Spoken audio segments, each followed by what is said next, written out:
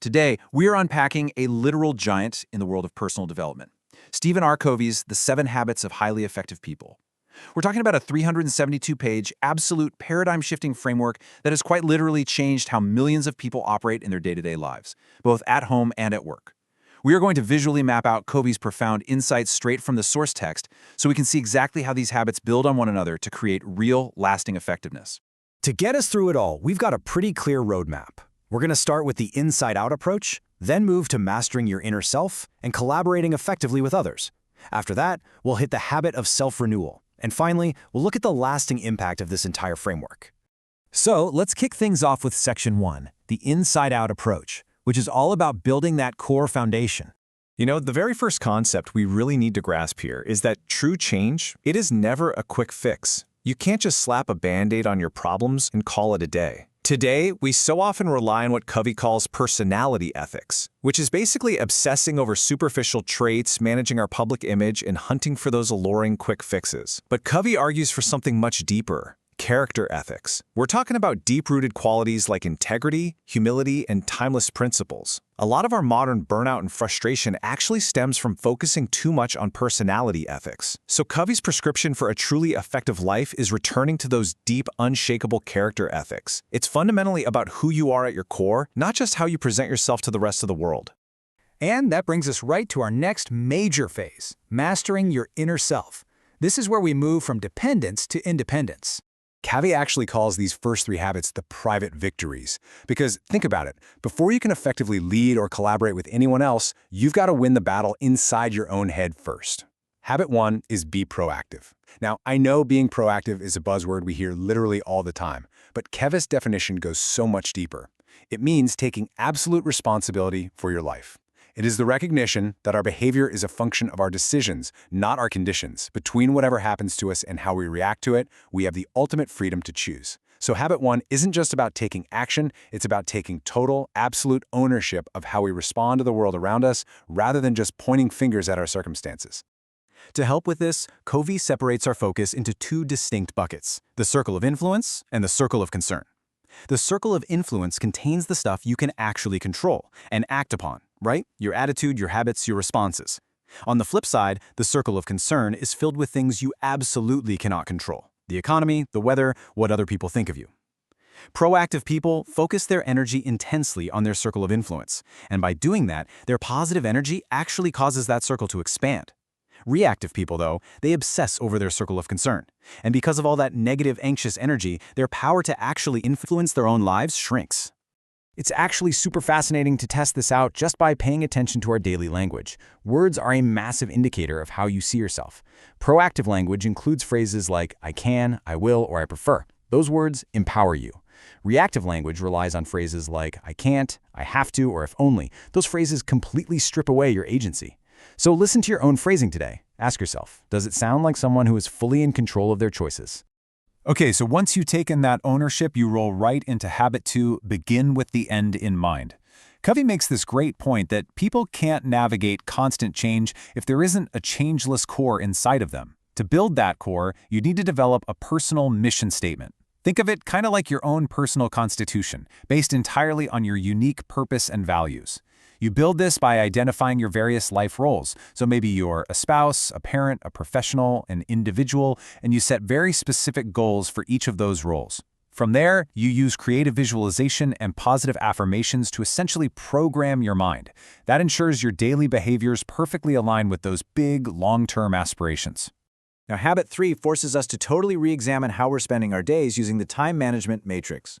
Covey says the real secret here isn't to prioritize what's on your schedule, but to schedule your priorities. We basically have 4 quadrants based on what is urgent and what is important. Quadrant 1, that's urgent and important. These are your daily fires and crises. Quadrant 3 is urgent but not important. Think constant interruptions. Quadrant 4 is neither, just trivial busy work and time wasters. Here is where the absolute magic happens. Quadrant 2. This is for things that are important but not urgent. We're talking about long-term planning, preventing problems before they even start, and building deep relationships. Spending your time in Quadrant 2 is literally the ultimate secret to reducing those daily fires and escaping a stressful, reactive life. Instead of just writing endless daily to-do lists, Covey suggests weekly planning to make absolutely sure these vital, principle-centered quadrant 2 tasks are actually getting your energy. All right, having conquered that inner self, we transition to our next section, collaborating effectively with others to achieve interdependence. Now we're getting into habits 4 through 6, what Covey calls the public victories. And he really emphasizes that you cannot have public victories until you've fully achieved independence first. But once you have that solid inner foundation, you can start seeking mutual benefit and creative cooperation with others. To grasp these public habits, we first have to understand Covey's concept of the emotional bank account. It's a really powerful metaphor representing the level of trust in any relationship. Every single time you're kind, or you keep a promise, or you show true understanding, you're making a deposit. But when you're disrespectful or you break expectations or get overly defensive, that's a withdrawal. High balances mean you have this huge reservoir of trust. You can make a mistake and communication still flows easily. But a low balance? That just breeds defensiveness, walking on eggshells, and constant conflict. And that high level of trust, it's an absolute prerequisite for habit 4, think win-win. Win-win is a frame of mind that is constantly seeking mutual benefit. But here's the catch. To do this, you absolutely must adopt an abundance mentality. That's the deep-seated belief that there is plenty of success, resources, and credit out there for everybody. The total opposite of that is a scarcity mentality, which views life as this zero-sum game where someone else literally has to fail in order for you to succeed. To genuinely seek out win-win solutions requires immense character, massive trust, and a total commitment to finding agreements where both parties walk away feeling great about the outcome. To actually find those win-win solutions, we have to turn to habit 5.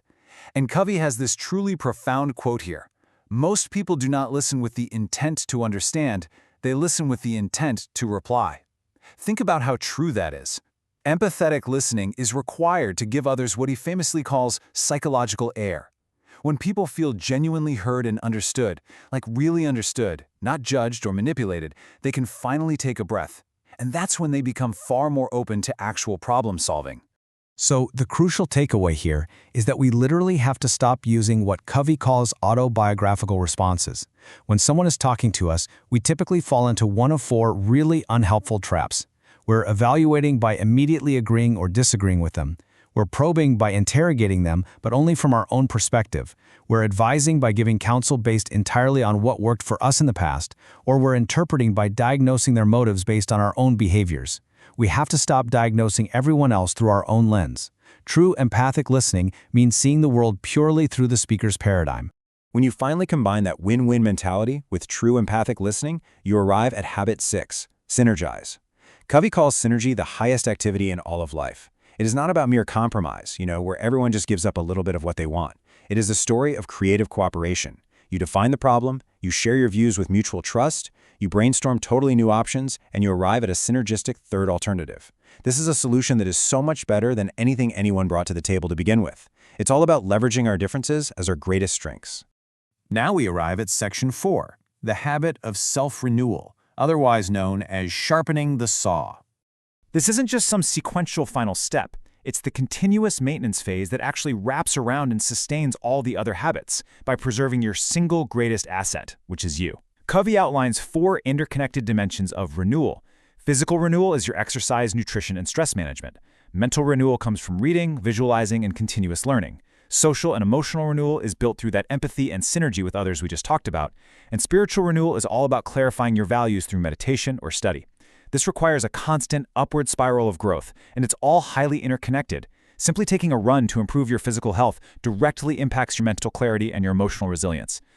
And this beautifully ties into one of Covey's core underlying concepts, the P over PC balance. P stands for production, achieving your immediate short-term results.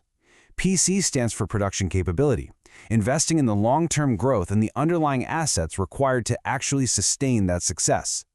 If you push yourself to constantly produce, just working and working and working, you are eventually going to destroy your production capability, which is your own health and your own mind.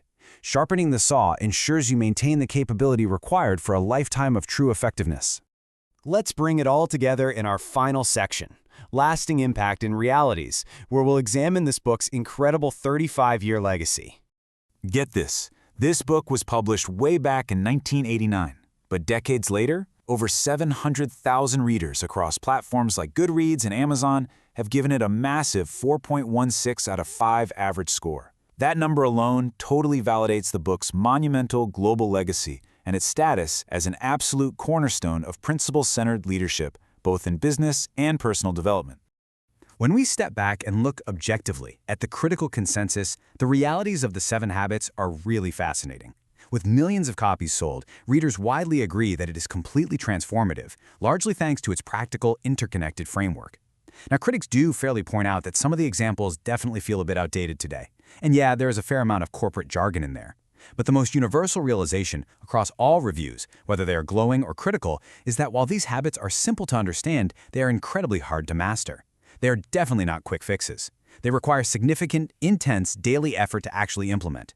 Yet those core principles of choosing character over personality remain undeniably relevant today. So, having journeyed through this massive framework together, the final reality we're left with is this: true effectiveness is not a personality hack. It is a daily, deliberate choice.